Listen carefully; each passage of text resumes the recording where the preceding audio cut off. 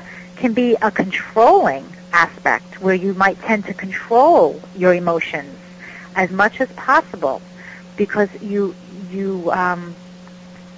want to achieve whatever state of perfection you feel is necessary in your life. Okay. Is there any question that you had or anything I could help you with? No, you were actually dead on. Actually, I do have one question. We started a business, and we just want to know if it's going to take off. Okay. How long ago did you start this business? About 3 months ago. Okay. Luckily for you, the eclipses that are coming up in January and February are not going to make or break you. And that's a really good thing because that I had a client last night who I had to say because of the eclipses they were affecting her, and she had a business question, and it was not good news for you. I think this business right now, is this a side business? Yes. Okay, this is a side business right now. I will tell you that in about 2 years, you're in for a dramatic shift in career. So this side business could become a full-time business, which is a good change. It would be in a positive direction if this happens. So that's fantastic. I see your income is improving steadily throughout the next year because Jupiter, which is the planet of luck and expansion, is now in your second house of income. So even though it's a new business and you don't expect to make money with a new business, either you're going to be the exception to the rule or there's some other way for you to generate income right now other than the business that is going to be helping you out because I see your finances doing very well for the next year. What kind of business is this? It's a radio show. You're doing a radio show? And so the radio show right now doesn't generate income. I guess you need to get advertisers or you're trying to sell a product or your services. Is that correct? We're trying to get the advertisers. The advertisers, okay. I really think this is going to happen quicker than you anticipate, and I see the influx of cash coming in. There's a fantastic new moon that happens on October 28th, okay? That new moon is conjunct your Mercury in your birth chart, and Mercury rules communication. It just so happens that for you, that this also translates into your midheaven, which is the career sector.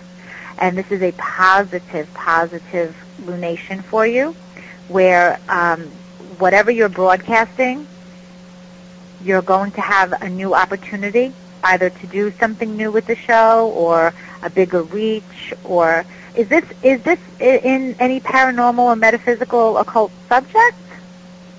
We're on Para-X as the Ghost Mafia on Tuesday nights. So it is. Okay, that's even better for you because this new moon is in Scorpio. And your Mercury is in Scorpio, which tells me that you love to talk about the hidden things in the world, and you want to know everybody else's secrets, and you love to do all the digging. And this new moon is in Scorpio in your 11th house conjunct the Mercury. The 11th house is technology and media. So this is very fortunate aspect. Expect to find that your audience grows. In the 2 weeks following this new moon, your audience is going to expand very nicely, and I think this radio show is going to do just fine. But I do see within the next 2 years, total career change for you. Total. Okay. So good luck with that. Thank you very much. You have been very accurate too. Oh, thank you. You have a great night, Blaine. Good luck with the show. I'm sure it'll do well. And blessed be to you, too. Thank you. Thanks, care. Blaine. Sammy, bye-bye. Bye-bye. Wow, that's pretty phenomenal. So when you read someone's chart, do you, as an astrologer, when I was looking through your website, I saw that you said that the chart actually speaks to you. So is it almost an intuitive reception with you, more so than it would be just if you had sent one of us a chart and we were to look at it and try to figure it out? You know, it's interesting. Astrology has touched me on such a personal level It started out for me because I am someone who, I'm an earth sign, I'm a Taurus, so I'm very practical, and I need proof. I can't, for as much as I have a great imagination and I want to believe in all the fairy tales, I am a prove-it person. And when astrology came into my life, here is a science, the oldest science known to man, and it's a language that you learn, and once the symbols are imprinted in your head, you speak and think this language in your daily activity very normally, just like somebody speaks English or they speak Spanish.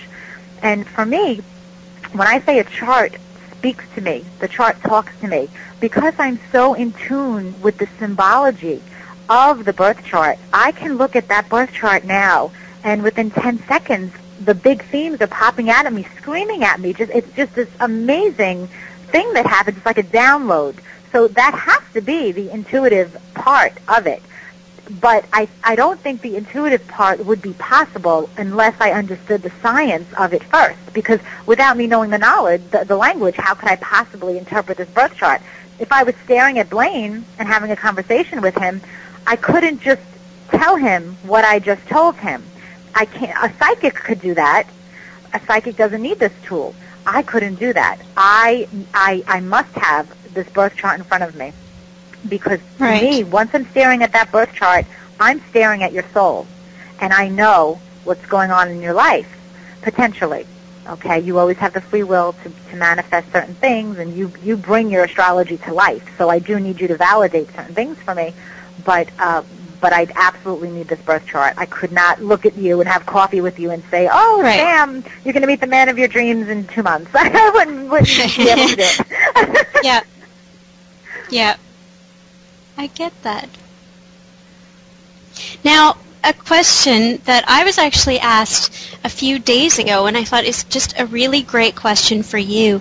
Can you explain the dreaded Mercury retrograde for all of us? Because some of us understand, we understand what happens, but we don't all understand why it happens and why it is that dreaded, horrid thing that it is.